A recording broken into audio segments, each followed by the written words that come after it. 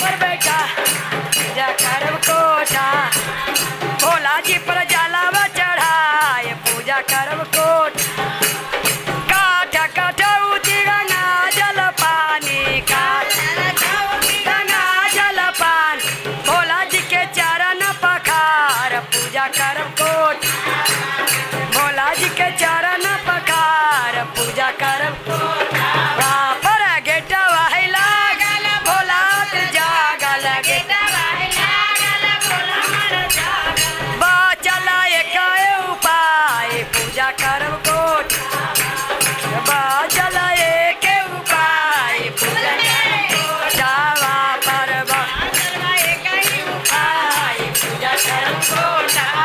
बेलिया चमेलिया के गजल गुथाए बेलिया चमेलिया के गजल गुथाए भोला जी के गजल पहनाए भोला जी के गजल पहनाए पूजा करब भोला जी के पूजा करब सोन के थाली चपन रंग में बा सोन के थाली चपन रंग में भोला जी के भोगवा लगाए पूजा करब भोला जी के भोगवा लगाए पूजा करब जलवा चढ़ाए पूजा करब कोठावा भोला जी पर जलवा चढ़ाए पूजा करब जना थाल कपूर के बाती जना थाल कपूर के बाती भोला जी के आरती उतार पूजा करब कोठा भोला जी के आरती उतार पूजा करब कोठा भोला जी पर जलावा चढ़ाए पूजा करब कोठा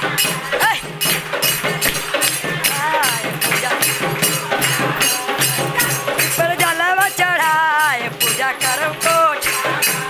टोलावा महलावा से सखिया बोला बली टोलावा महलावा से सखिया बोला बली भोला जी के भजन सुनाए पूजा करब भजन सुनाए पूजा करब भोला जी पर जलावा चढ़ाए पूजा करब भोला जी पर जलावा चढ़ाए पूजा करब बोले हर हर महादेव की जय।